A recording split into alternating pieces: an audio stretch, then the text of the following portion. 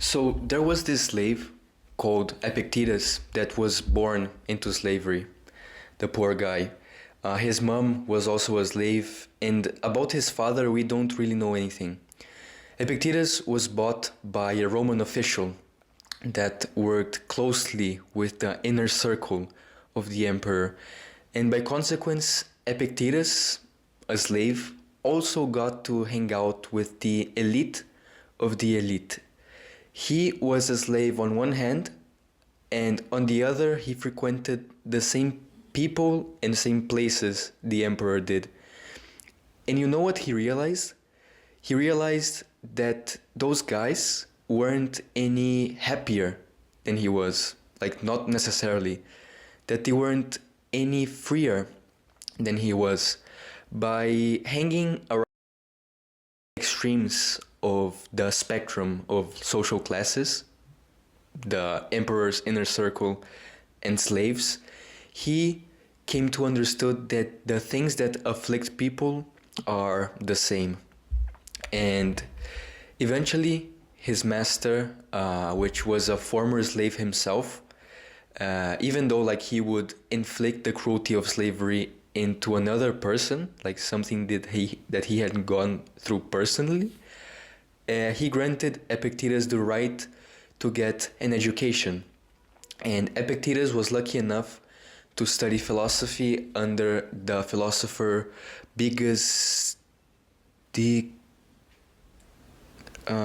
Musonius Rufus. So Musonius Rufus was a Stoic. He studied Stoicism, which was a current of philosophy.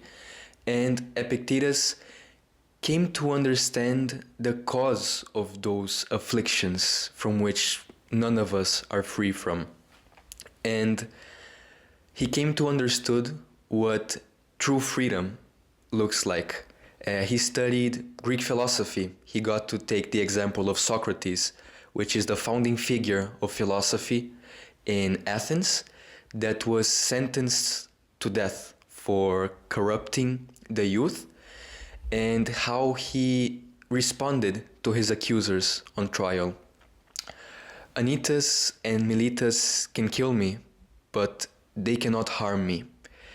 And also how Socrates consoled one of his friends that was devastated by the unjust death sentence on his teacher, Dear Crito, if it pleases the god, then so be it.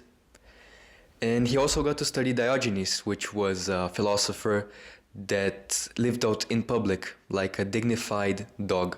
He had given up on every material being because he thought they were a hindrance and just weighed him down for achieving true happiness. And how Diogenes answered an auctioneer that asked him what he could do when Diogenes was in the slave market because he was hijacked by pirates. I can govern men, so sell me to someone who needs a master.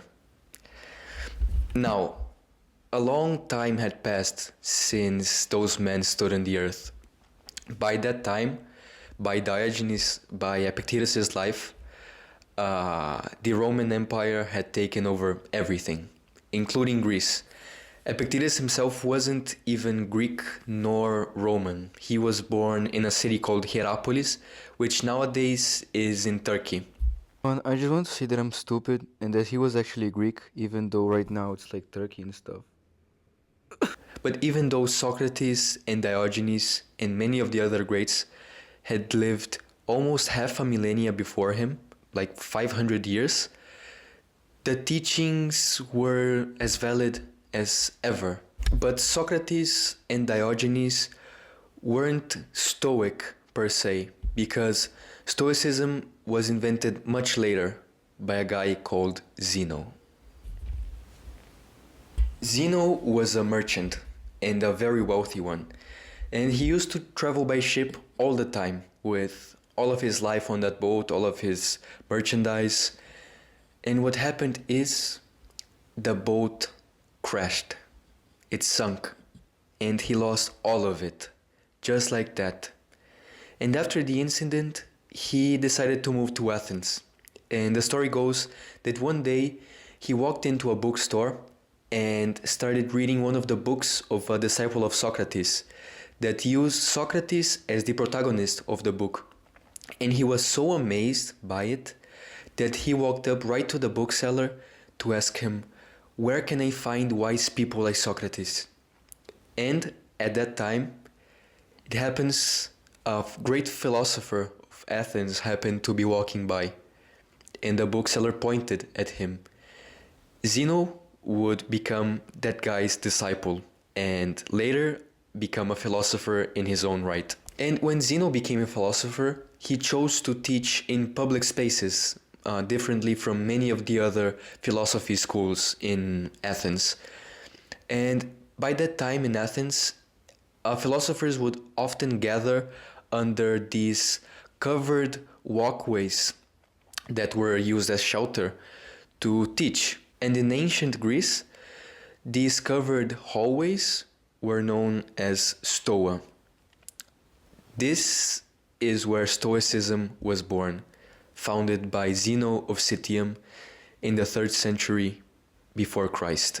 And Stoicism would grow and go on to become a proper philosophy of its own, with its own system of thinking that was aided by disciplines like physics, logic, and ethics, which is the study of right or wrong. They used these three things because they thought they were interconnected, and they helped to give a general idea of everything. And during that time, Stoicism would grow and establish itself in the mainstream of philosophy in Athens. So everything was swell and riding high until the Athenians started to mess around with a little neighbor of theirs, Rome.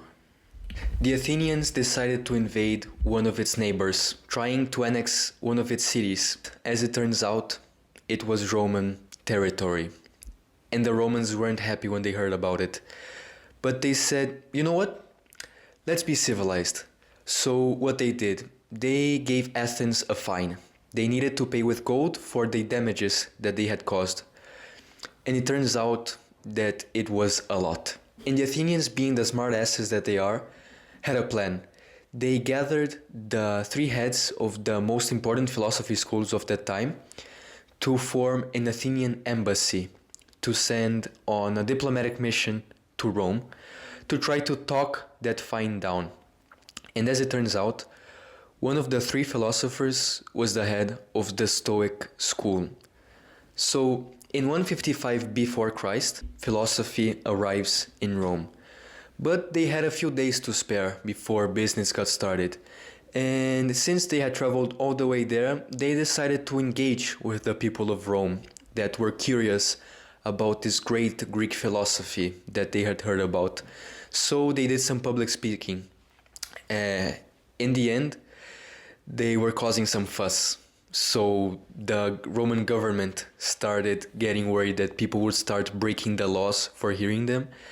And after the Athenians had their audience, they were kicked out.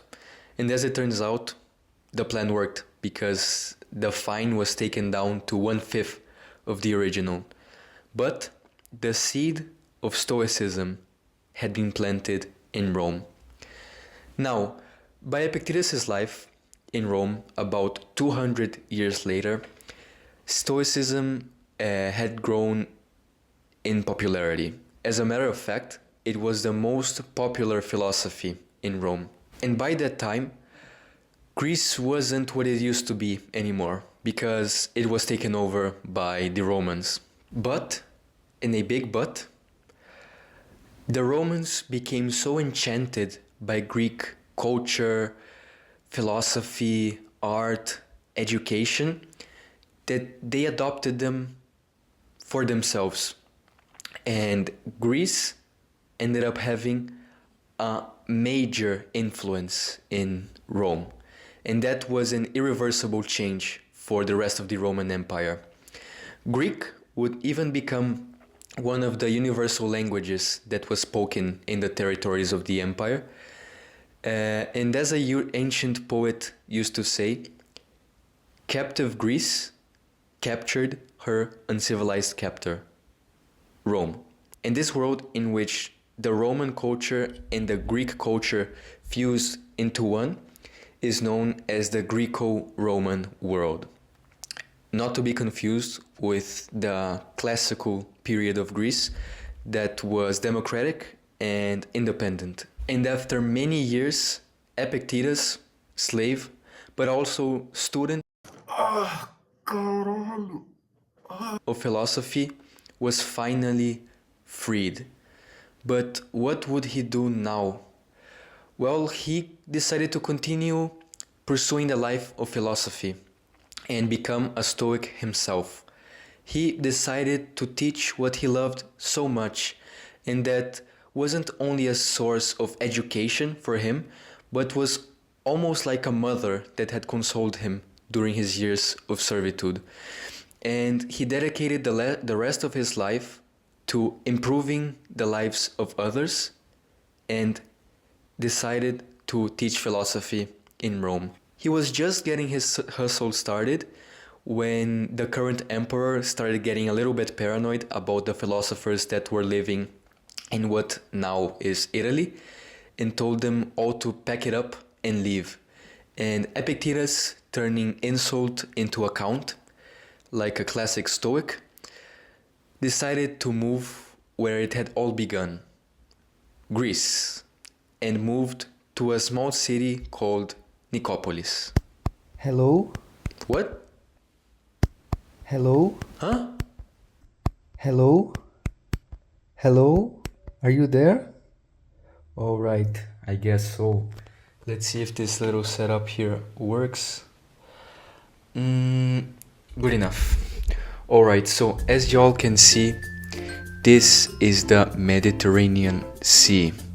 It covers the entire north region of Africa, the southern part of Europe, the Middle East, and right here is our little friend, Rome. Now, by Epictetus' life, this city had expanded to an empire that was of this size. So they got everything, right? Including Turkey, right here, modern day Turkey, right here in the center, and Greece. So Epictetus was from this little city here in Turkey called Hierapolis. Right now it's just like this ancient lost city, right? There's like the ruins and everything. Then he moved to Rome, which is right here. And when the emperor got paranoid and suspected all the philosophers of having republican sympathies, which was the form of government before Julius Caesar decided to become emperor, he decided to pack it up and go to Greece, in this city here called Nicopolis. And as you can see, it is in the Adriatic. This is the Adriatic Sea. It's in the Adriatic coast of Greece. So it wasn't that difficult for students from Rome to get to Nicopolis. He would normally get young students, young men in their late teens, young adults, and the estimate is that they would study under him for 1 to 2 years. They were mostly from high-class Roman families that appreciated Greek philosophy, and one of such students that went right here to Nicopolis is called Arian. So Arian attended Epictetus' classes between his late teens and early 20s, and what he did was he took notes. He took notes of those classes, the speeches that Epictetus would give, the questions that the students would ask and how he would answer them, anecdotes that he would tell, and so on. And as it turns out, Arian was very talented at transcribing speech, and he wrote down as much as he could. All of those classes are written down 2,000 years later, right here in the Epictetus Discourses. And after he finished compiling the discourses, he sent a letter to his friend to explain what these discourses were.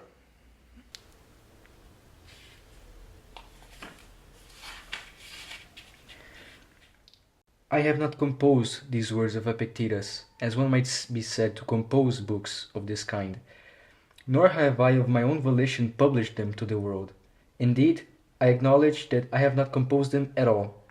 But whatever I used to hear him say, I wrote down, word for word, as best I could, as a record for later use of his thought and frank expression. So they are what you would expect one person to say to another, ex tempore, at that time, not compositions originally intended to be read by posterity. Such being their character, they have somehow, without my knowledge or intention, fallen into the public's hands. Yet, a little care whether I shall be judged incompetent in the art of composition. And for his part, Epictetus does not care at all if anyone should despise his discourses, since in uttering them he was clearly aiming at nothing except moving the minds of his audience towards what is best. So if these discourses achieve that much, they will have exactly the effect that a philosopher's words, in my opinion, ought to have. But if not, the reader should realize that when Epictetus spoke them, his audience could not help but experience just what he intended them to feel. If the discourses on their own do not achieve this, then perhaps I am to blame, or it simply cannot be helped. Farewell. So the discourses ended up being divided into 4 books that are all right here. And we know that there were at least 5 because we have some surviving fragments of it that are also right here. And that there could have been as many as 8 books because a guy in the 1900s wrote a review about them. And after compiling the discourses, Arian would also gather all of his teachers' core teachings and create a handbook, a manual for us to take with us in daily life that is called the Enchiridion, that is also right here. And that is sort of a Stoic Bible. So Stoicism went from ancient Greece to the Greco-Roman road, even through like the Christian church in the Middle Ages. They would just like change the name of Socrates in the discourses for Saint Paul's for some reason. It went through the Middle East and so on. And now, 2000 years later, it stands in our very hand. Now being the favorite new word of the internet. So, Stoicism. What is it? I'm gonna grant myself the right to sit down because you don't pay me enough, bro. I swear to God. Let's see. Okay. All right. So, first and foremost, Stoicism is a philosophy school. It was a school of thought from ancient Greece. And they had their ideas about what was going on around us, you know, using stuff like physics and more scientific disciplines. These things were known as natural philosophy before they were known as science. But the thing it is remembered and it has survived for is its moral philosophy, the study of how we should live. And their teachings end up serving us as a way to, as a lens for us to see ordinary situations through, you know, that normally would be bothersome for us to see them more rationally and not let us get dragged by emotion and acting impulsively. For us to arrive at the ultimate goal of Stoicism, which is eudaimonia, living well. And the big thesis of Stoicism is that for living well, we need to live in accordance with nature. So the Stoics weren't religious per se, but they had a very interesting idea of nature, because for them words and concepts like God, nature, universe were all referring to the same thing. For them, God is nature itself. It's a very different idea of the divine that we have nowadays, because it's not something or someone, it's everything. And this idea of an all-encompassing God that is present in everything is called pantheism. Pan meaning everything, theos meaning God. Differently from monotheism, one God, and polytheism, many gods. And that by studying things like physics, logic, and ethics, we can understand the reason, with capital R, that this force follows, for us to live in accordance with it. In the Discourses, Epictetus even refers to this force using many names, he calls it Zeus, gods, fate, destiny, but essentially he's referring to the same founding principle that runs everything, which in Greek was known as logos. The universe itself is God, in the universal outpouring of its soul. It is the same world's guiding principle, operating in mind and reason, together with the common nature of things and the totality that embraces all existence. Okay, but how do we get in accordance with nature? So the Stoics used to say that there is one faculty, one ability that we have that is a piece of the divine logos itself that is inside of us, which is our ability to reason. For them, reason was supreme over all of the other faculties because it can analyze them. For example, grammar. So the faculty of grammar, we can use it to choose which words to use when writing to a friend. But grammar can't tell us if it's a good idea to write to that friend in the first place, because grammar is concerned with the study of words. It doesn't study itself.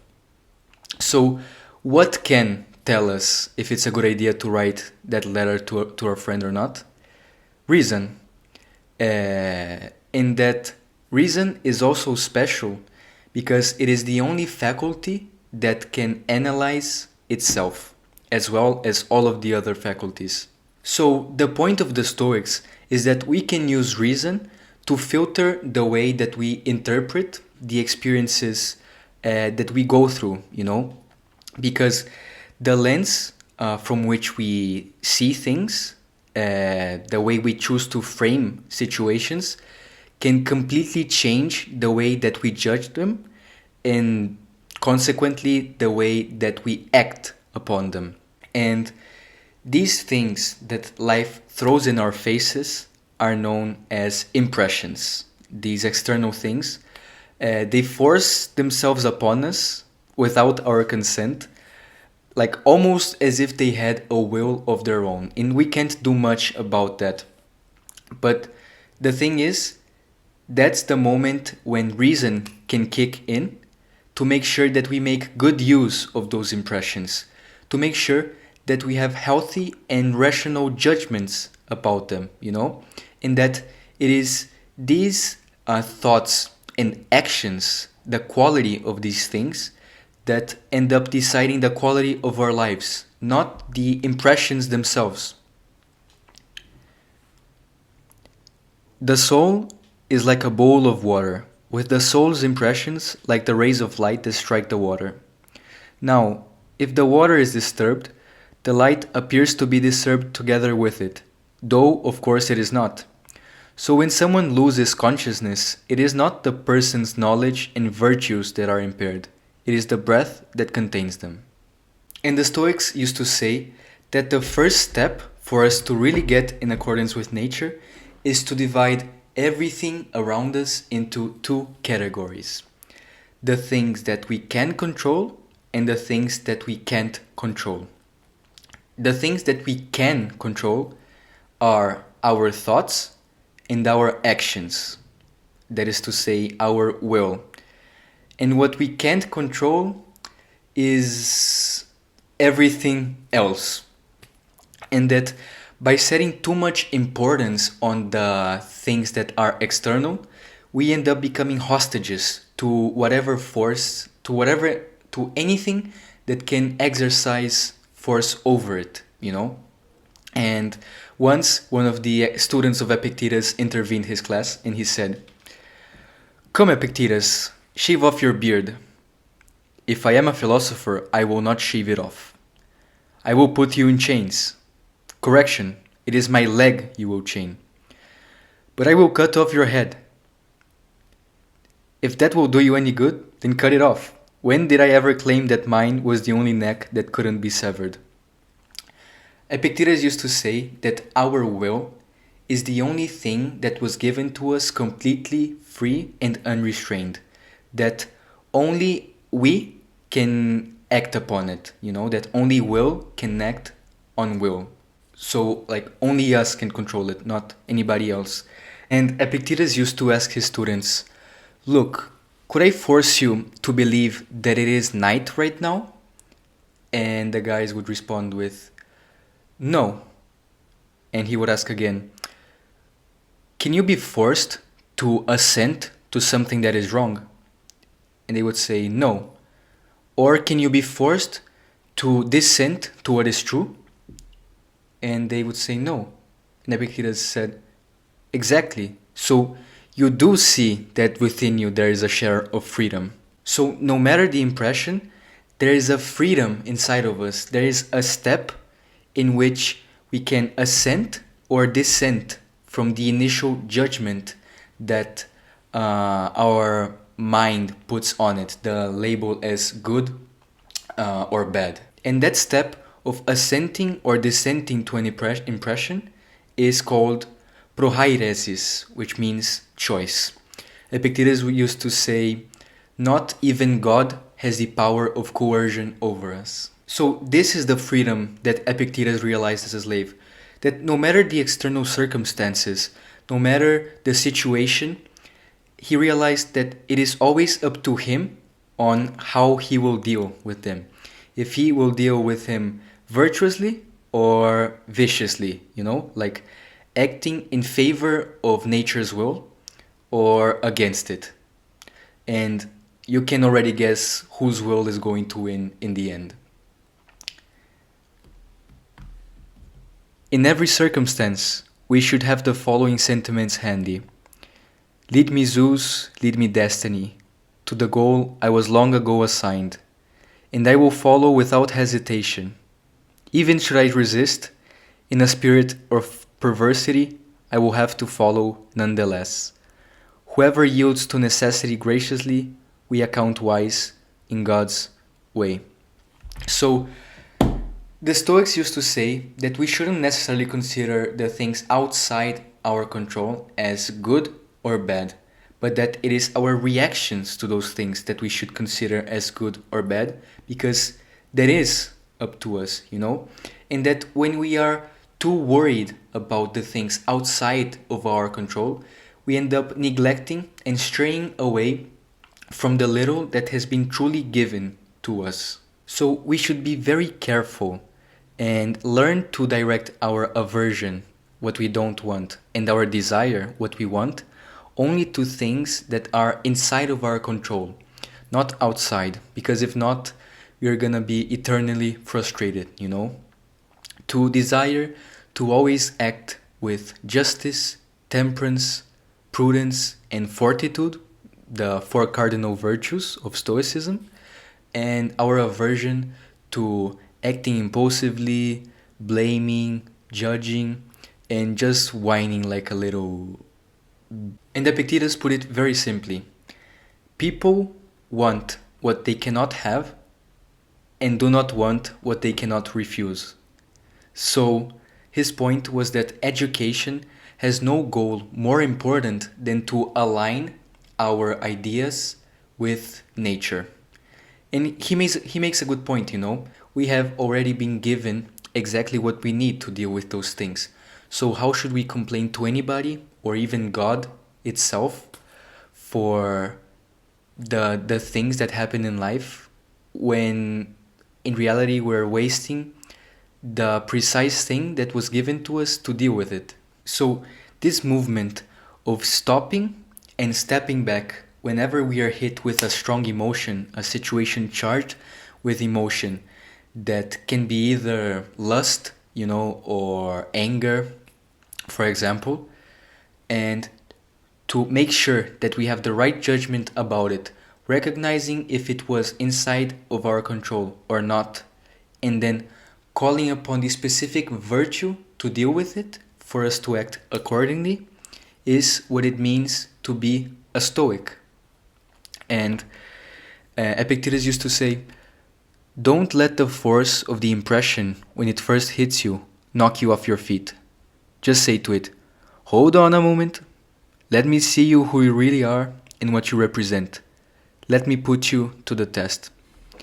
And that mastering this ability is what is called apatheia, which is very different from the current meaning of the word apathy, because it has nothing to do with being numb to emotion, but about staying grounded in the face of it. And it is very easy to slip up and let everything go to ruins.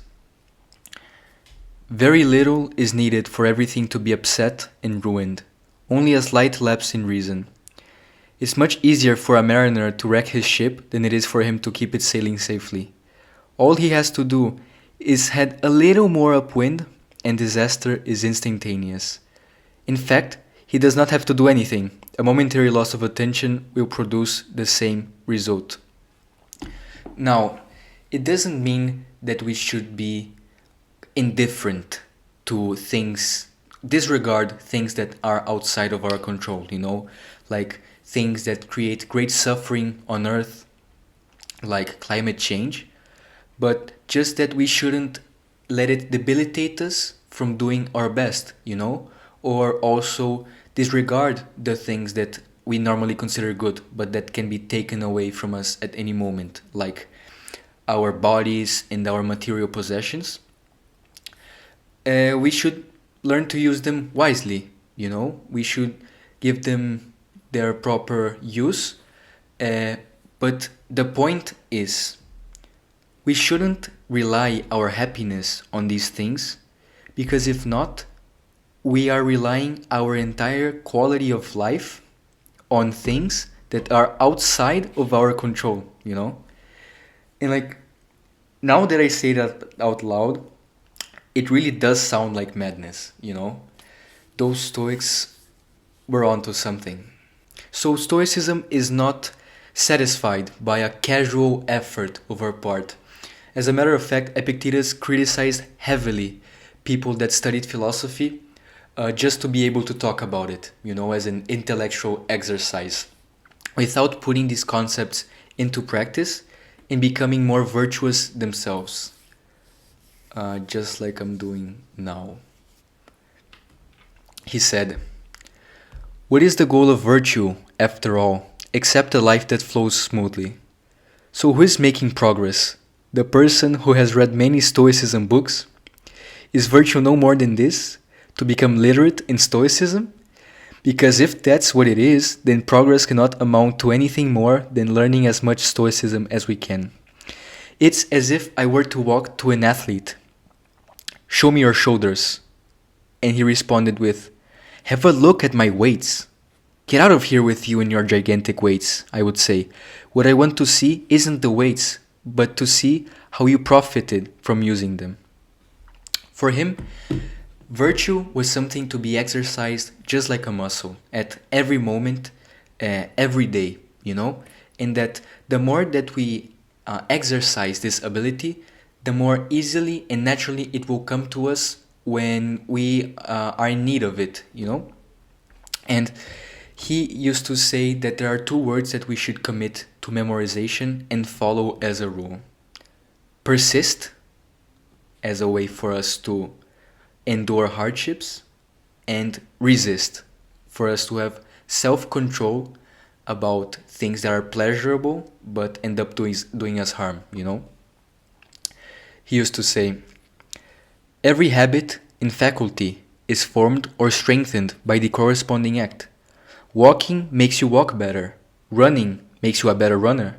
If you want to be literate, read. If you want to be a painter, paint.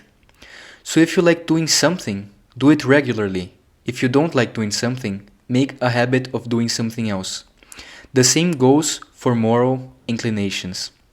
And that if we really start applying these concepts in our lives, that we would see results in our happiness in no time. I mean, it is no coincidence that the three most remembered Stoics were a slave, Epictetus, the advisor of one of the most lunatic emperors of Rome, Seneca, and an emperor himself, a guy that had the problems of an entire empire over his shoulders, Marcus Aurelius.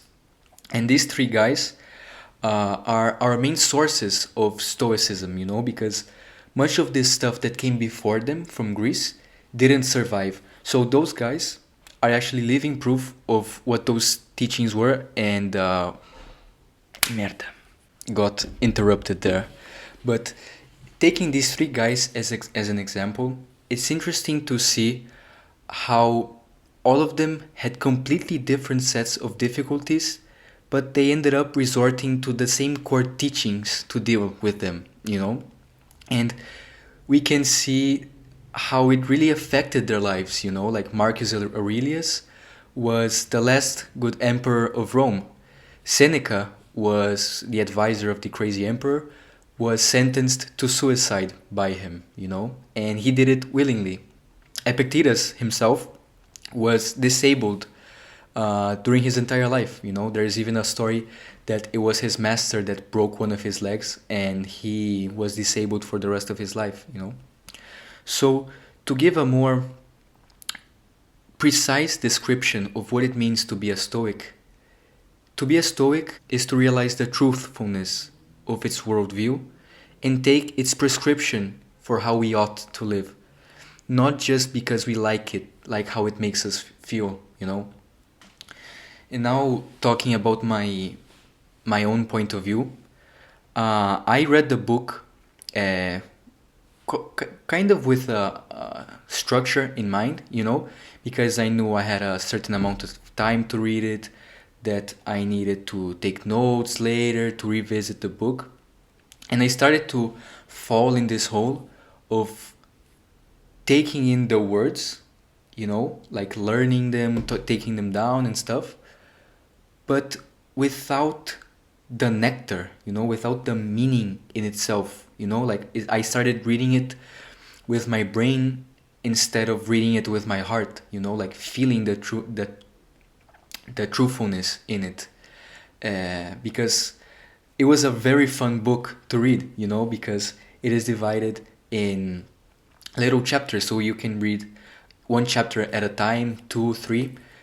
They are, I would say, around 5 pages long each one, taking into consideration the front and the back. So it's like 3, 4 pages of paper. And Epictetus was very funny. He was funny as hell, I gotta admit. He got a really good sense of humor, and he could be a little extreme, but in the way he expressed himself. But you can understand the guy was a slave, right? So it really made me rethink the role that philosophy has in life, you know? Because of course it is something beautiful in itself, and it leads to great discussions and conversations, and it really makes you develop your worldview. But, you know, if in the end that isn't leading you to peace and more happiness, then what's it really about, you know? And I just find it really poetic that an ex-slave was one of the most important people to ever comment on the art of freedom. Epictetus, during his lifetime, would see his school to become renowned and a success, to the point of even receiving an honorary visit from the emperor, the one that succeeded the paranoid one that had kicked Epictetus out of Italy. And the Discourses and the Enchiridion, through the work of conservation by Arrian, would go on to become one of the most important philosophy books of moral philosophy in history, being one of the most influential pieces of work in all of philosophy. He would even get mentioned in the Meditations of Marcus Aurelius, which was the last good emperor of Rome, that had a diary for him to exercise himself as a Stoic, and just as Epictetus would recommend. He would mention that receiving a copy of the Discourses from his mentor would become a crucial step in his own intellectual life. The fact that a Greek slave would go on to become honored by an emperor in his lifetime and then become a mentor to another one in the future is historical justice in the flesh, ladies and gentlemen. And Epictetus, after dedicating his life to improving the lives of others, a job that would go on to transcend time and space, improving the lives of innumerable people, would retire in old age soon after finishing his business with philosophy that required all of his time and attention, and would become a parent by adopting a child, and with the help of a female servant would go on to withdraw from society to the peace and quiet of family life. We have no further news of Epictetus beyond this. Sick and yet happy, in peril and yet happy, dying and yet happy, in exile and happy, in disgrace and happy. That's it. See ya.